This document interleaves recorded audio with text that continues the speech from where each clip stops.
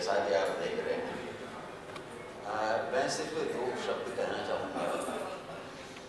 ये एक हम आज म्यूजिकल ट्रिब्यूट कहिए या श्रद्धांजलि कहिए श्री मोहन पृथ्वी जी को दे रहे हैं। मोहनदा के नाम से वो ज़्यादा पॉपुलर थे और मेरे बड़े भाई भी थे, और इसलिए मोहनदा ही कहना मैं उचित समझूंगा। तो थोड़ा सा मैं ये जिक्र करना चाहूँगा कि पर्वती कला के से पहले इंद्र सभा नाटक जो है वो एक बहुत पुरानी पद्धति और बहुत पुराना नाटक है। तो शायद दिल्ली में उस समय आई डोंट रिमेम्बर ठीक से, लेकिन ये है कि हिंदुस्तानी थिएटर एक संस्था हुआ करती थी, उन्होंने शायद एक बार अटेम्प्ट किया था। उसके बाद मोहनदा के दिमाग में ये था कि इंद्र सभा पर्वती कला केंद्र के ओर से होना चाहिए। तो बहुत मेहनत की उन्होंने, और इसकी जो धुनें हैं वो कोई सारी धुनें जो हैं वो मोहन जी ने खुद नहीं बनाई थी, लेकिन कुछ धुनें उन्होंने अपनी बनाई इसके भीतर, और कुछ ओरिजिनल हैं जो पहले से थे। और 90 में या 91 के लगभग पर्वती कला केंद्र ने ये अटेम्प्ट किया था, और उसमें लोगों ने इस कार्यक्रम को बहुत सराहा था, क्योंकि इस तरह की चीज़ में हाथ डालना एक बहुत भारी काम है। उसके बाद उसी का दूसरा production national school of drama में किया था। ये सब पुरानी बात है। तब से इंद्र सभा और लोगों ने भी किया है, बाद में अटेम्प्ट किए हैं। किसी ने नृत्य नाटिका के रूप में किया है, किसी ने दूसरे रूप में किया है, लेकिन मैं ये कहूँगा कि अमानत साहब ने, जो एक बहुत बड़े अपने समय के शायर थे, और ये वाजिद अली शाह के टाइम की बात है, तो उन्होंने इस पर सोचा और लिखा। ये एक अद्भुत प्राचीन पद्धति है हिंदुस्तानी नाटक में, और इसको कैसे उन्होंने जोड़ा ये एक बहुत बड़ी बात है, जिसमें संगीत, नृत्य और लोक गाथा, लोक कहानियाँ जिसे हम कहते हैं, उसको जोड़ के उन्होंने इसके बारे में सोचा। तब आप लगा लीजिए कि जब नवाब वाजिद अली शाह बहुत रसिक थे, उन्होंने कई चीज़ें लिखी, तो मुझे ऐसा लगता है कि उन्होंने जब खुद किया इसको, तो नवाब वाजिद अली शाह का जो एक स्वरूप था वो इंद्र के कैरेक्टर को अपने उसमें लाए। तो अमानत साहब ने उसमें जो ये कोशिश की है, कला और साहित्य की बात में एक ऐतिहासिक दृष्टि से भी इसकी अपनी इम्पोर्टेंस है, और इसको एक गीत नाट्य का रूप दिया, जिसे हम ओपेरा कहते हैं।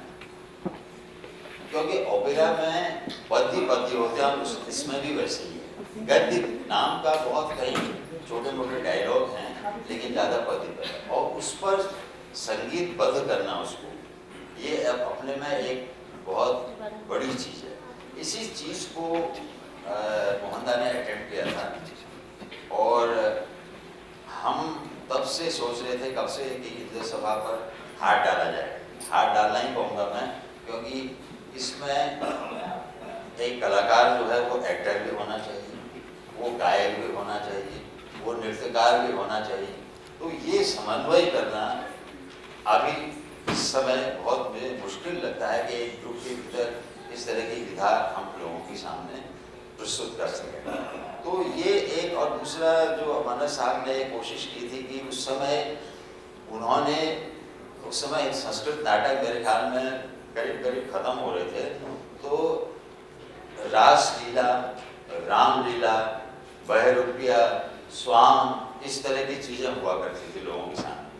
तो कई चीज़ों का मिश्रण उन्होंने सोच के लेके इंद्र सभा लिखा। तो ये अपने में एक अद्भुत है, और उस समय आप लगा लीजिए उस समय की बात है, 1854 और 52 की बात है, जब ये पहले हुआ करता था। तो उसके बाद इसके गांव-गांव में, शहरों में बहुत लोगों ने इसको सराहा, प्रदर्शन हुए, लेकिन जिस रूप में ये नाटक आना चाहिए था लोगों के सामने, वो नहीं आ पाए। अभी भी आप देखते हैं कि इस तरह की चीज़ों में, क्योंकि हिंदुस्तान में ही मैं देख रहा हूँ कि पर्वती कला केंद्र के अलावा किसी और ग्रुप ने ओपेरा में हाथ नहीं लगाया। हमने पहाड़ की चीज़ों को भी लोक गाथाओं को ओपेरा में किया है, इस रूप में गीत नाट्य के रूप में मेघदूत किया, अमीर खुसरो किया, और इंद्र सभा की रामलीला तो है ही हमारे वहाँ का।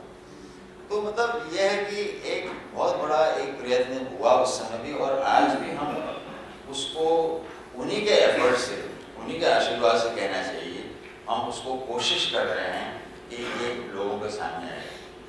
दूसरी बात, जैसे कि उस समय कोई मंच इस तरह से नहीं होता था, उस जमाने में वाजिद अली शाह के टाइम में ऐसी बैठक की रूप होता था, जिसमें वो खुद होते थे, खुद हिस्सा लेते थे।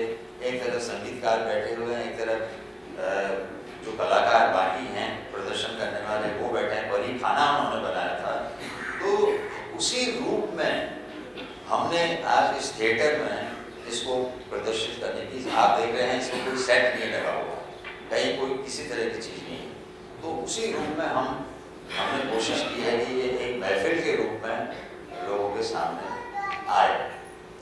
तीसरी बात, जो रागों का प्रयोग है, उन्होंने इसमें डिफरेंट राग, बहार है, भैरवी है, सिंध भैरवी है, काफी है, अलग अलग रागों को लिया हुआ है और उन्हीं के साथ तालों का मिश्रण, दीप चंदी है, कहरवा है, दादरा है, ये मेनली तालें इसमें ली गई।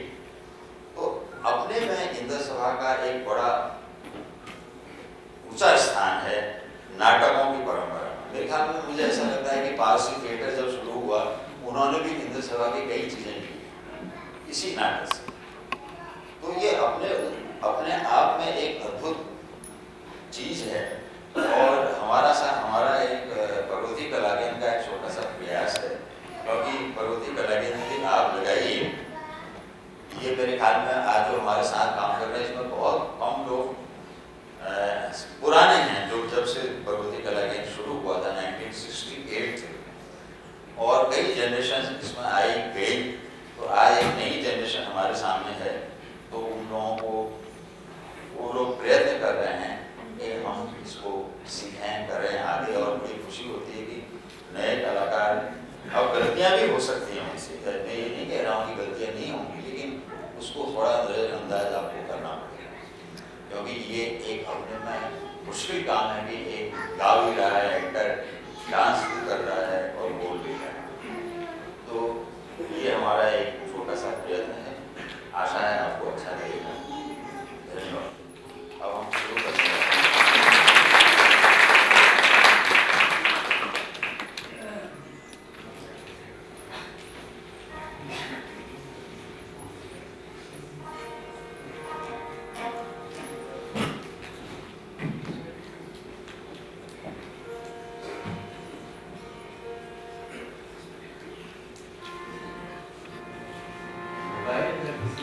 मोबाइल आजकल होते ही हैं, कृपया हमारी रिक्वेस्ट है कि आप बंद कर दें, साइलेंट मोड में रखें।